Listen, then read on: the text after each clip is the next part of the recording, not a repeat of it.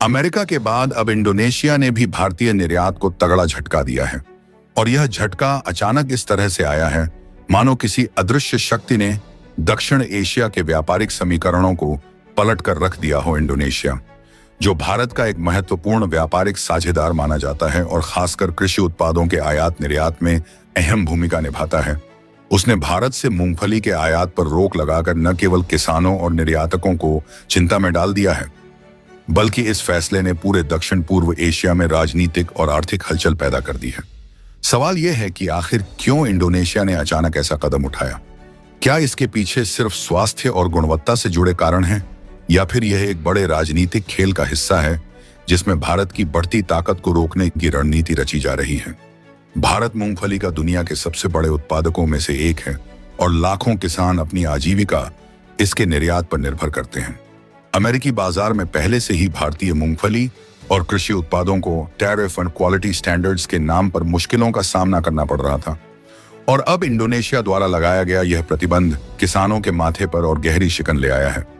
Indonesia ने आधिकारिक तौर पर यह कहा है कि आयातित भारतीय मूंगफली में कुछ स्वास्थ्य संबंधी मानकों का पालन नहीं हुआ, लेकिन व्यापारिक हलकों में यह फुसफुसाहट जोर पकड़ रही है कि इस फैसले के पीछे सिर्फ क्वालिटी का मुद्दा नहीं, बल्कि अंतरराष्ट्रीय दबाव और राजनीतिक समीकरण भी काम कर रहे हैं। कहीं यह अमेरिका के बाद एक और रणनीतिक कदम तो नहीं, जिसके जरिए भारत के कृषि निर्यात को कमजोर करने की कोशिश हो रही है? इस फैसले का समय भी बेहद दिलचस्प है।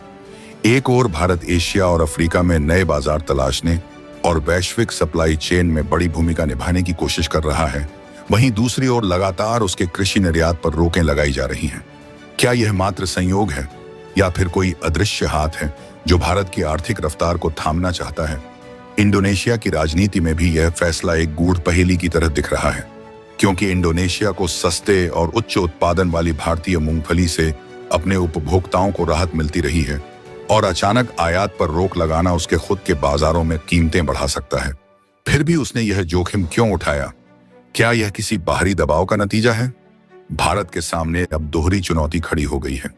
एक ओर उसे अपने किसानों को आश्वस्त करना है कि उनका उत्पादन व्यर्थ नहीं जाएगा और नए बाजार तलाशे जाएंगे।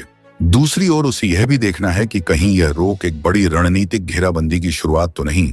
अमेरिकी टैरिफ और इंडोनेशियाई प्रतिबंध को जोड़कर देखा जाए तो तस्वीर और भयावह लगने लगती है। ऐसा प्रतीत होता है मानो भारत के निर्यात मार्ग पर योजनाबद्ध तरीके से दीवारें खड़ी की जा रही हैं।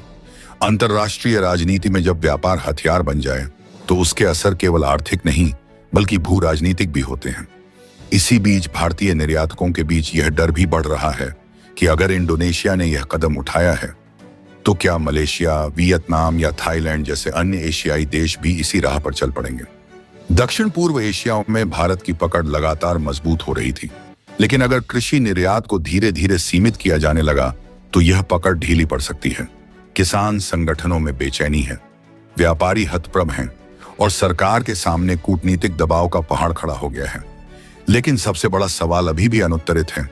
क्या यह महज एक व्यापारिक विवाद है या फिर किसी बड़ी साजिश का हिस्सा जो धीरे धीरे सामने आएगी? अमेरिका की नीति और अब इंडोनेशिया का फैसला कहीं यह संकेत तो नहीं दे रहा कि भारत की आर्थिक स्वतंत्रता को चुनौती दी जाने वाली है, या फिर यह सिर्फ आरंभ है? आने वाले महीनों में और भी कई देश इस तरह की रोक लगाकर भारत के निर्यात को जकड़ सकते हैं।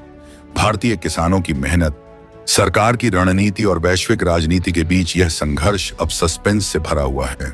मूंगफली जैसी साधारण सी दिखने वाली फसल अब एक ऐसा राजनीतिक और आर्थिक हथियार बन चुकी है जिसने भारत के भविष्य को सवालों के घेरे में ला खड़ा किया है।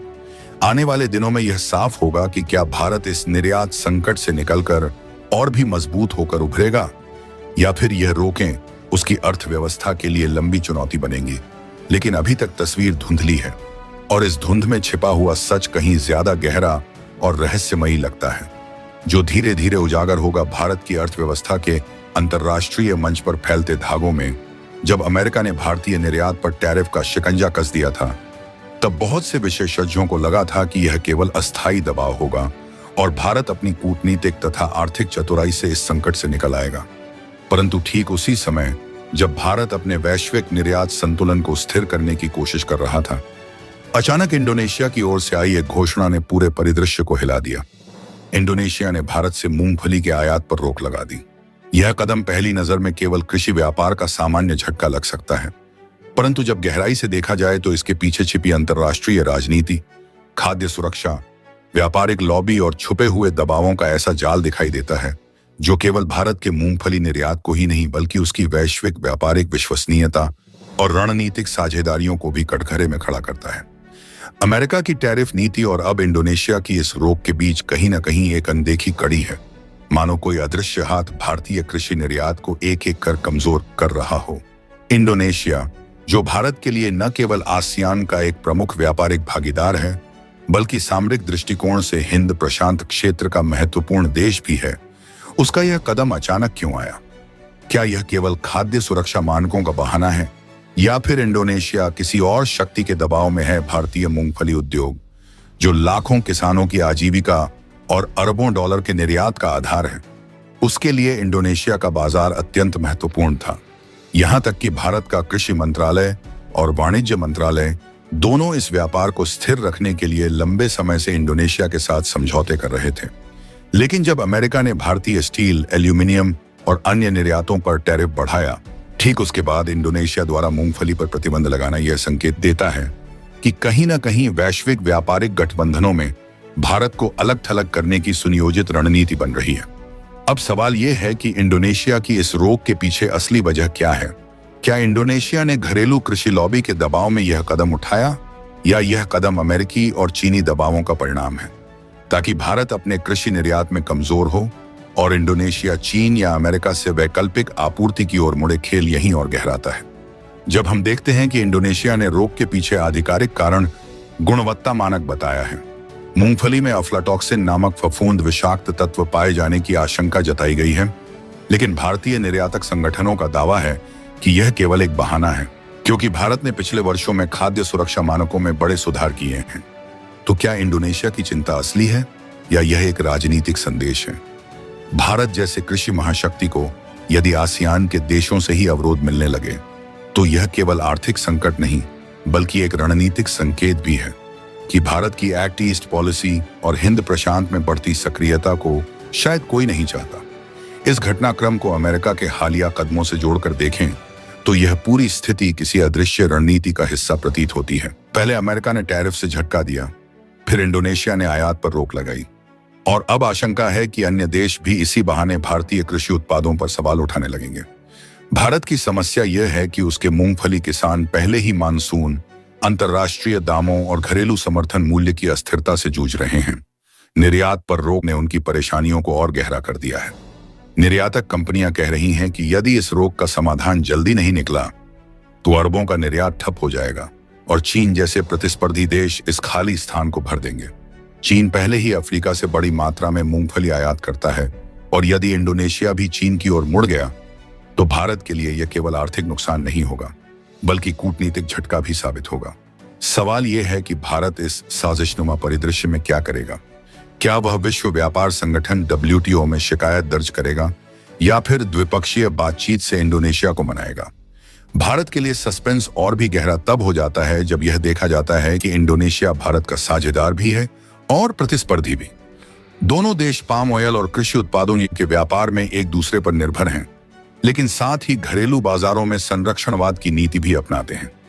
यदि यह रोक लंबे समय तक रही तो भारत की छवि एक असुरक्षित आपूर्तिकर्ता के रूप में उभर सकती है और यह छवि यूरोप, खाड़ी देशों और अफ्रीका तक फैल सकती है। ऐसे में यह सवाल अनुत्तरित है कि क्या वास्तव में यह केवल एक व्यापारिक विवाद है या फिर एक बड़ा भू राजनीतिक खेल संभव है कि अमेरिका ने अपने हितों के लिए दबाव बनाया हो, क्योंकि भारत लगातार रूस से तेल खरीदकर डॉलर की पकड़ को चुनौती दे रहा है और ग्लोबल साउथ की आवाज बन रहा है। ऐसे में अमेरिका को भारत को नियंत्रित करने के लिए कृषि निर्यात जैसे संवेदनशील क्षेत्र को निशाना बनाना सुविधाजनक लगता है। वहीं चीन भी चाहता है कि भारत आसियान देशों में कमजोर पड़े ताकि उसकी बेल्ट एंड रोड परियोजनाओं को प्रतिस्पर्धा न मिले। इस स्थिति में इंडोनेशिया का यह निर्णय केवल कृषि व्यापार का मुद्दा नहीं बल्कि वैश्विक शक्तियों के बीच भारत को घेरने की रणनीति का हिस्सा लगता है। अब असली सस्पेंस यही है, क्या भारत इस चुनौती को अवसर में बदलेगा? क्या भारत घरेलू बाजार में मूंगफली उद्योग को और मजबूत बनाकर निर्यात पर निर्भरता घटाएगा या फिर कूटनीति के जरिए इंडोनेशिया को फिर से मनाकर अपने निर्यात को सुरक्षित करेगा, या यह केवल शुरुआत है और आगे अन्य देश भी भारतीय कृषि उत्पादों पर इसी तरह के अवरोध लगाने वाले हैं? इन सभी प्रश्नों का उत्तर आने वाले महीनों में ही सामने आएगा। परंतु इतना निश्चित है कि अमेरिका के बाद इंडोनेशिया का यह कदम भारतीय निर्यात नीति के लिए केवल झटका नहीं, बल्कि एक बड़ा इशारा है कि वैश्विक व्यापार की बिसात पर अब भारत को और सावधानी से चालें चलनी होंगी। अमेरिका के बाद इंडोनेशिया ने भी भारतीय निर्यात को झटका दिया है। इंडोनेशिया ने भारत से मूंगफली के आयात पर रोक लगा दी है। मूंगफली में एफ्लाटॉक्सिन की मात्रा अधिक होने के कारण यह फैसला लिया गया है। इंडोनेशिया की क्वारंटाइन अथॉरिटी ने 3 सितंबर 2025 से इसे लागू करने का आदेश दिया है। अमेरिका से टेंशन के बीच भारतीय निर्यात के लिए एक और बड़ा झटका है। इंडोनेशिया ने अपने देश में भारत से आने वाली मूंगफली पर रोक लगा दी है। यह रोक मूंगफली में एफ्लाटॉक्सिन की मात्रा ज्यादा होने के कारण लगाई गई है। इंडोनेशिया की क्वारंटाइन अथॉरिटी IQA ने 27 अगस्त 2025 को यह आदेश जारी किया। यह 3 सितंबर 2025 से लागू हो जाएगा। भारत से इंडोनेशिया को हर साल 2,25,000 टन से ज्यादा मूंगफली भेजी जाती है। इसकी कीमत $27,34,000 है। IQA को मूंगफली में तय मानकों से ज्यादा एफ्लाटॉक्सिन मिला। इसके बाद यह फैसला लिया गया। APDA ने कहा है कि अगले 7 दिनों तक इंडोनेशिया जाने वाली मूंगफली की जांच सख्त होगी। APDA का मतलब है कृषि और प्रसंस्कृत खाद्य उत्पाद निर्यात विकास प्राधिकरण। यह भारत से कृषि उत्पादों के निर्यात पर नजर रखता है। इंडोनेशिया का यह कदम काफी अहम है। कारण है कि अमेरिका में भारतीय सामानों पर 50% टैरिफ लगने के बाद भारत नुकसान की भरपाई के लिए नए बाजारों की तलाश कर रहा है। इंडोनेशिया ने भारत से मूंगफली का आयात इसलिए रोका क्योंकि मूंगफली क्वालिटी नियम के अनुसार नहीं थी, खासकर एफ्लाटॉक्सिन की मात्रा बहुत ज्यादा थी। IQA ने एक सूचना में कहा कि मूंगफली के आयात पर रोक का आदेश 3 सितंबर से लागू होगा। उन्होंने कहा कि जिस शिपमेंट का बिल 7 दिनों के अंदर का होगा उसे स्वीकार किया जाएगा, लेकिन इंडोनेशिया में आने पर उन शिपमेंट की जांच और दोबारा टेस्टिंग होगी। APDA ने कहा कि इंडोनेशिया को भेजे जाने वाले सभी मूंगफली शिपमेंट की अगले 7 दिनों तक सख्ती से जांच की जाएगी। उसके अनुसार अगर इसमें कोई कमी पाई जाती है तो पूरा शिपमेंट रद्द कर दिया जाएगा। यह नियम तब तक लागू रहेगा जब तक IQA कोई नया नियम जारी नहीं करता। नियमों का सख्ती से पालन करने की सलाह देने के 4 महीने बाद आई है। APDA ने लैब से कहा था कि वे सैंपलिंग, एनालिसिस और शिपमेंट स्टफिंग के लिए जरूरी नियमों पर ध्यान दें। यह सलाह IQA की ओर से भारत से आयातित मूंगफली और गेहूं में एफ्लाटॉक्सिन के ऊंचे स्तर की निगरानी बढ़ाने की बात कहने के बाद जारी की गई थी। IQA ने भारत से निर्यात होने वाले कृषि उत्पादों की टेस्टिंग के लिए अप्रैल के मध्य में 17 फूड टेस्टिंग लैब को रजिस्टर किया था।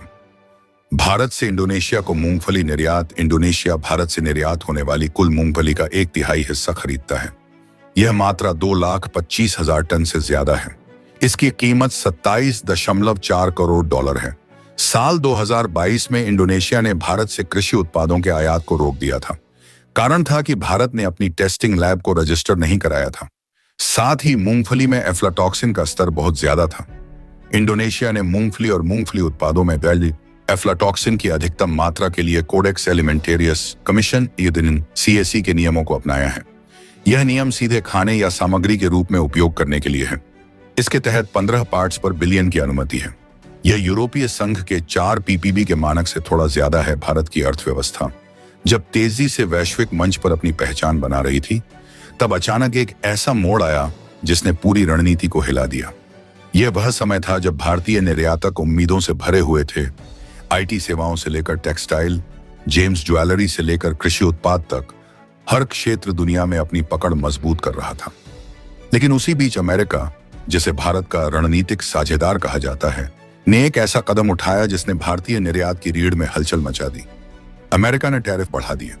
यह केवल एक सामान्य व्यापारिक नीति नहीं थी, बल्कि ऐसा लगा जैसे कोई अनदेखा संदेश भारत को दिया जा रहा हो। अमेरिका, जो खुद को फ्री ट्रेड का सबसे बड़ा पैरोकार बताता है, उसने अचानक संरक्षणवाद की नीति अपनाते हुए भारतीय स्टील, एल्यूमिनियम और अन्य उत्पादों पर भारी शुल्क लगा दिया।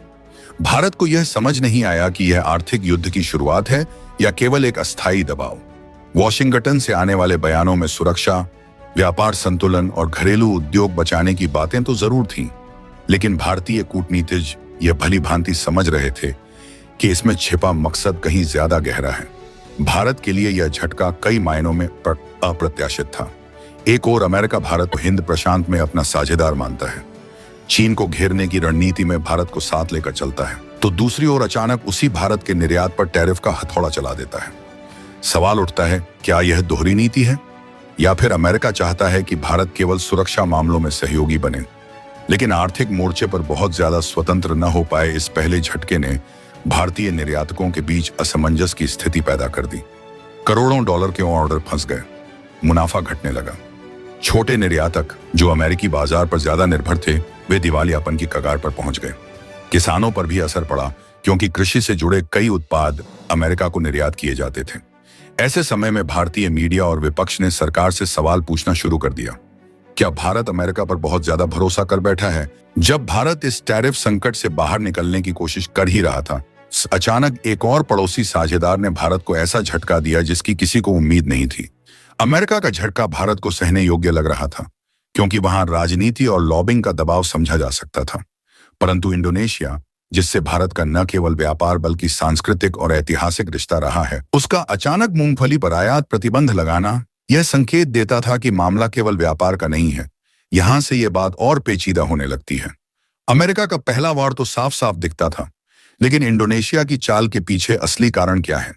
क्या यह अमेरिका और चीन की छिपी मिलीभगत है, या इंडोनेशिया की घरेलू राजनीति में कोई नया खेल? दोस्तों, आपकी क्या राय है कमेंट बॉक्स में जरूर से बताएं, और साथ ही चैनल को सब्सक्राइब करना ना भूलें।